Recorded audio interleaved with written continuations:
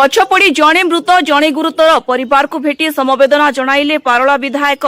गजपति जिला गोसाणी ब्लॉक अंतर्गत बाघशाला ग्राम में कालबैशाखी वर्षा प्रभाव में गछ पड़ी जणे प्राण हराइथिबा बेले आउ जणे गुरुतर होइछन्ति। मृतक जनक हेले के मनमथ राव, अन्य जणे व्यक्ति हेले वाई सीनू। गुरुतर अवस्था पारुला खेमुंडी जिला मुख्य चिकित्सालय चिकित्सा होई घर को फेरिछन्ति। गतकाली मनमथ गाँ बजार छकरे थिबा सीनूଙ୍କ दुकान रे बसिथिबा बेले हठात पवन सह वर्षा आरंभ होइथिला। फलरे दुकान निकटरे थिबा बरगछ पड़िजिबा फलरे सीनू चापी होई रहि जाइथिबा बेले मनमथଙ୍କ घटनास्थल रे ही मृत्यु घटिथिला। स्थानीय बासिंदा ओ अग्निशम बाहिनी गछकु काटी सीनूଙ୍କୁ उद्धार କରିଥିଲେ। ଏହି ଖବର ପାଇ ଆଜି ପାରୁଲା ଖେମୁଣ୍ଡି ବିଧାୟକ ଇଞ୍ଜିନିୟର ରୂପେଶ ପାଣିଗ୍ରାହୀ ତାଙ୍କ ବାସଭବନକୁ ଯାଇ ପରିବାର ସଦସ୍ୟଙ୍କୁ ସାକ୍ଷାତ କରି ତାଙ୍କ ପରିବାରକୁ କିଛି ଆର୍ଥିକ ସହାୟତା ଦେବା ସହ ତାଙ୍କ ପରିବାରକୁ ସମବେଦନା ଜଣାଇଥିଲେ। ତୁରନ୍ତ ଏହି ସବୁ ଗଛକୁ କାଟି ହଟାଇବା ପାଇଁ ବନ ବିଭାଗ ଅଧିକାରୀଙ୍କୁ ଫୋନ୍ ମାଧ୍ୟମରେ ଜଣାଇଥିଲେ।